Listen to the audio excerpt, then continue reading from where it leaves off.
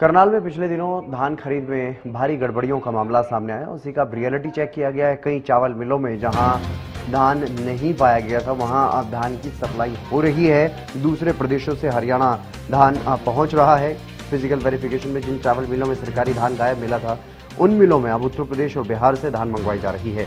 दर्जनों ट्रक रोजाना धान लेकर के चावल मिलों में पहुंच रहे हैं, जबकि जिला प्रशासन सीमाओं पर कड़ी नाकेबंदी की बात जिला प्रशासन की तरफ से कही जा रही है। डीसी उत्तम सिंह का यह कहना है कि यूपी सीमा पर शेरगढ़ टापू और मंगलोरा में नाके लगाए गए हैं। बाहर से आ रही धान को रोका जा रहा है। आपको बता दें कि फिजिकल वेरिफिकेशन में दर्जनों चावल मिलों से सरकारी धान गायब मिला। प्रशासन ने फूड सप्लाई विभाग के 4 इंस्पेक्टर, एक उप निरीक्षक और एक मिल मालिक के खिलाफ केस भी दर्ज करवाया है। जिन मिलों में सरकारी धान शॉर्ट मिला था, उनमें अब बाहरी प्रदेशों से सस्ता धान लाकर के खानापूर्ति की जा रही है। जिला उपायुक्त उत्तम सिंह ने बताया कि फर्जी गेट पास का मामला संज्ञान में आने के बाद चावल मिलों की फिजिकल वेरिफिकेशन करवाई गई। डीसी ने यह कहा कि यूपी से धान पर रोक लगाने के लिए नाके लगाए गए हैं। इसके अलावा सोनीपत और पानीपत के रास्ते धान लेकर के आ रहे ट्रकों पर नजर रखी जा रही है।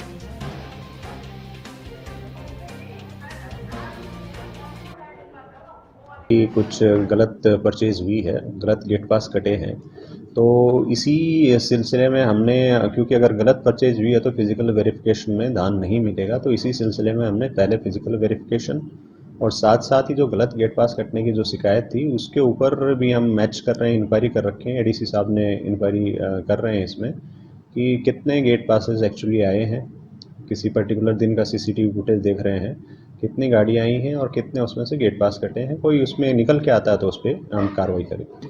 हाँ, यूपी से भी निगाह लगाए रखे हैं हमने। 2 नाके आपको शेरगढ़ टापू और मंगलोरा चौकी पे तो लगा रखे हैं। इसके अलावा भी मुझे बताया गया है कि कोई और भी जैसे दूसरे सोनीपत से, पानीपत से, गाँव के रास्ते से भी आते हैं, तो उस पर भी हम निगाह। इस बार धान के सीजन को लेकर किसान लगातार ये दावा कर रहे थे कि फसल खराब हुई है, मौसम की मार की वजह से उत्पादन कम हुआ है। लेकिन मंडी के आंकड़ों पर नजर डालें तो इस बार उत्पादन बीते साल की तुलना में 20 से 25% अधिक हो रहा है। ये आंकड़ों में जो फर्क आ रहा है, ये सवाल खड़े करता है कि हरियाणा की मंडियों में जो धान इतनी मात्रा में कहां और कैसे आ रही है। हालांकि जिला प्रशासन दावा करता है कि तमाम जो नाके हैं उनको बंद कर दिया गया है। जो भी उत्तर प्रदेश से सीमाएं हैं उनको सील कर दिया गया है। वहां पर किसी तरह से धान के ट्रक आने नहीं दिए जा रहे। मैं इस समय सांभली गांव में मौजूद हूं और यहां आसपास कई राइस मिले हैं। मैं आपको तस्वीरें दिखाना चाहूंगा कि आप ये देख सकते हैं, यूपी 13C T9846 ये एक ट्रक है जो यूपी से धान लेकर पहुंचा है यहां राइस मिलों में। ये सारी PR धान है जिस पर पूरी तरह से रोक लगा दी गई है। आप ये और भी ट्रक देख लीजिए, बिहार नंबर का ट्रक है BR28DB1838। ये एक ट्रक खड़ा है, आप देख सकते हैं, बिहार नंबर का ये ट्रक है। ये भी PR धान लेकर आया है।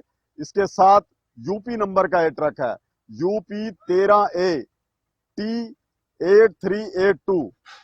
ये तीसरा ट्रक आप देख लीजिए, UP 38 AT3158। इसी तरह से अगला ट्रक भी आप देख लीजिए और उससे अगला ट्रक भी आप देख लीजिए। ये तमाम ट्रक जो हैं वो यूपी से लाए गए हैं। हालांकि जिला उपायुक्त ये दावा करते हैं कि तमाम बॉर्डर सील कर दिए गए हैं, किसी भी तरह की धान उत्तर प्रदेश से नहीं लाई जा रही। लेकिन ये तस्वीरें कुछ और कह रही है। आप एक ट्रक और देख लीजिए कि ये भी उत्तर प्रदेश से मंगवाया गया है, UP 13T5867।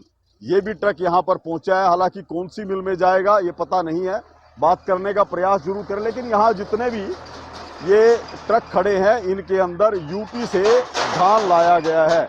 आप देख सकते हैं कि करीब 2 दर्जन से ज्यादा ट्रक यहां पर खड़े हैं और ये राइस मिल है यहीं पर। शायद इन्हीं में से किसी राइस मिल में जाएगा। ट्रक चालक है यहाँ पर, उनसे बात करेंगे। क्या नाम है आपका जी? क्या नाम है आपका? मनोज। कहाँ से आए हो?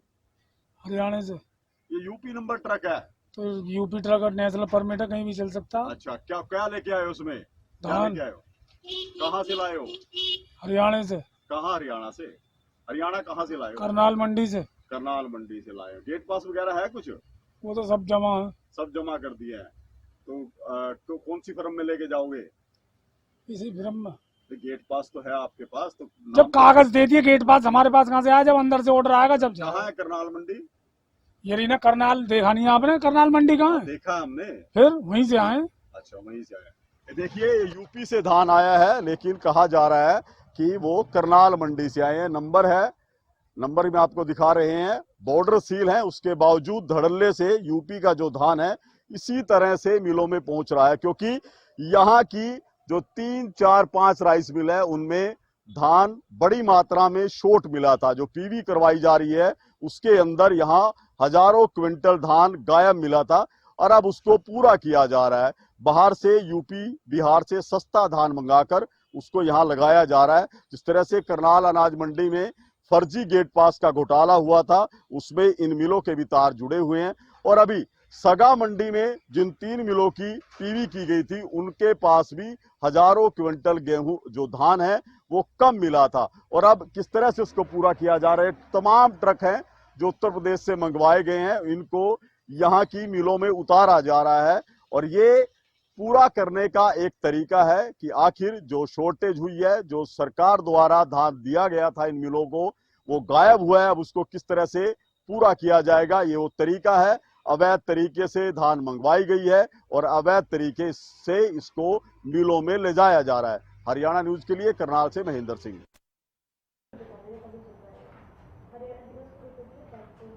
चलिए, इस बुलेटिन में बस इतना ही। नमस्कार।